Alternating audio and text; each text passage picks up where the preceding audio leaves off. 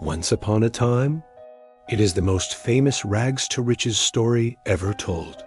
A kind, beautiful girl, abused by her cruel stepfamily, who, with a touch of magic and a lost glass slipper, captures the heart of a prince and lives happily ever after. The story of Cinderella is the ultimate fantasy of hope, a promise that virtue and patience will always be rewarded. But this is not the story our ancestors told. The tale you know is a ghost, a pale and sanitized version of a story that was never about forgiveness. The original tale, the one recorded by the brothers Grimm, is not a story of gentle magic. It is a story of profound grief, of desperate self-mutilation, and of a final bloody vengeance that is as brutal as it is poetic. In this chapter, we put the glass slipper aside and step into the gruesome, uncensored world of the real Cinderella. Before she was Cinderella, she was Aschenputtel, a German name that literally means ash fool or ash slut. And she was not a cheerful, singing maiden who was simply overworked. She was a ghost in her own home, a creature of dust and sorrow. After her mother's death, her father, a wealthy man, remarried a woman with two beautiful daughters who were, on the inside, as black as night. They stole Aschenputtel's fine clothes, forced her into a gray smock and wooden shoes, and cast her into the kitchen to be their servant. She worked from dawn until dusk, enduring their endless torments. But her deepest connection was not to the mice in the Gangsa scullery. It was to her mother's grave. Every day, she would go to the small hazel tree that grew over her mother's final resting place, and she would weep. She wept so much that her tears watered the tree, helping it grow. This tree, and the white bird that perched in its branches, was her only source of magic. There was no fairy godmother. There was only the enduring power of a dead mother's love and a daughter's profound, unending grief. The king's festival was not a single magical ball. It was a grand 3-day affair designed to allow his son to choose a bride from all the maidens in the land.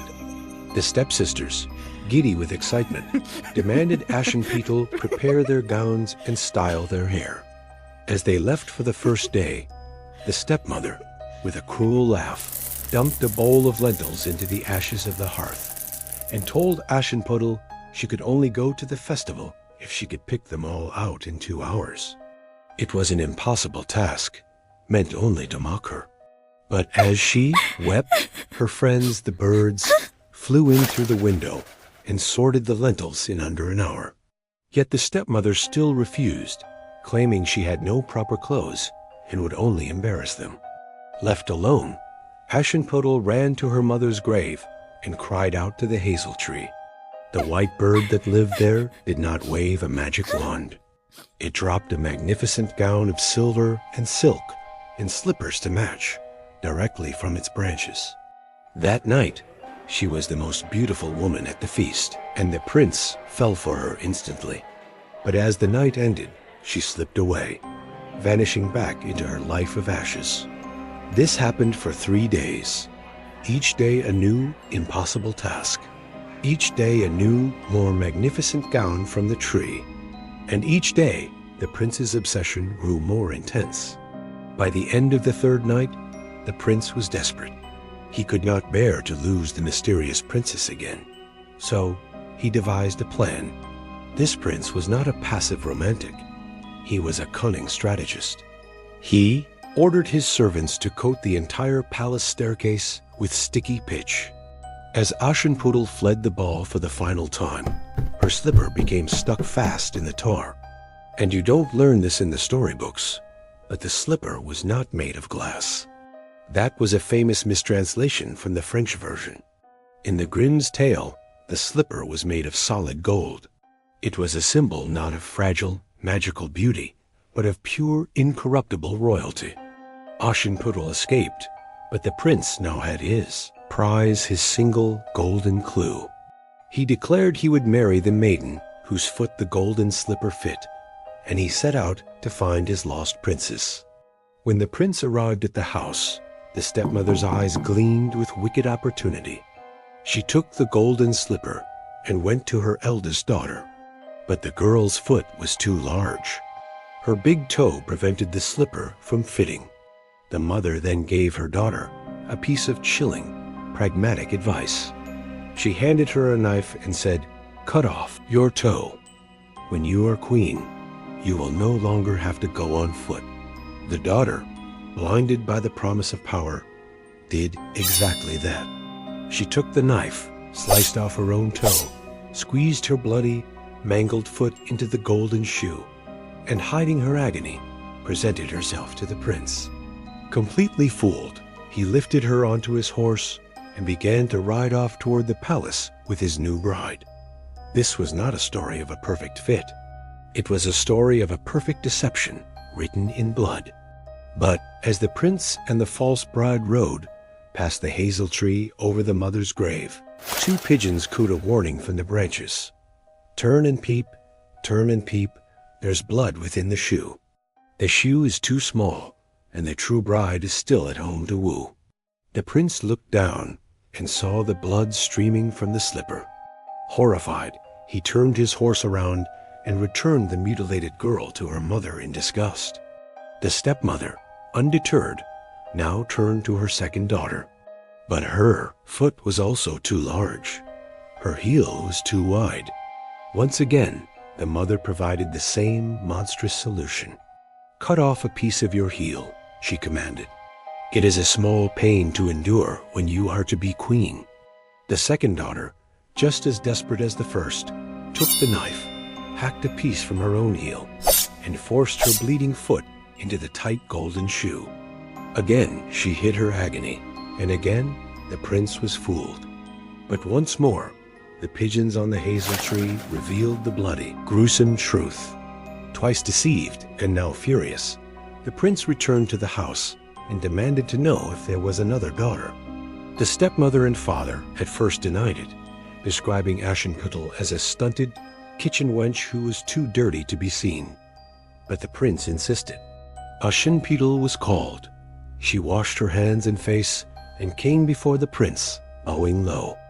As he held out the golden slipper, it was clear that this was no ordinary servant. She sat down on a stool, slipped her small, uninjured foot out of its heavy wooden shoe, and slid it into the golden slipper. It fit like a glove. It was a perfect match. There was no struggle, no force, and no blood. It was the simple, undeniable truth. The prince looked into her face and instantly recognized the beautiful, mysterious princess from the festival. He had found her. The moment the slipper fit, the spell of her servitude was broken. The prince lifted Aschenputtel onto his horse, ignoring the horrified, pale faces of the stepmother and her two daughters. As they rode away, the two pigeons from the hazel tree flew down and perched on Aschenputtel's shoulders, one on the right, one on the left. They were not just messengers. They were agents of justice, protectors sent by her mother's spirit. The step family's grand ambition had collapsed into a nightmare of their own making. They had not only failed to secure the throne, but they had physically mutilated themselves for nothing. Their greed and cruelty had led them only to pain, shame, and the dawning, terrifying realization that the ash fool they had tormented for years was now about to become the most powerful woman in the kingdom. Their fate was sealed, but their punishment was not yet complete. The story does not end with forgiveness. It does not end with the stepsisters learning their lesson and being graciously pardoned. It ends with a final, horrifying act of perfect, poetic justice. On the day of Aschenputtel's royal wedding to the prince, the two stepsisters attended the ceremony. They walked beside her down the aisle, hoping to flatter the new queen and leech off her good fortune. But as the procession entered the church, the two pigeons, still perched on Aschenputtel's shoulders, suddenly took flight. They descended upon the two false brides with a terrible fury. They flew at the eldest sister and pecked out her left eye. They flew at the younger sister and pecked out her right eye. And as the wedding concluded and the party exited the church, the pigeons attacked again, finishing their gruesome work. They pecked out the remaining eyes of each sister, leaving them to spend the rest of their days as blind beggars, forever punished for their wickedness. This was not a story about turning the other cheek. It was a brutal lesson, carved in blood and pain, that in the original world of fairy tales, happily ever after was only for the righteous. For the wicked, there was only vengeance.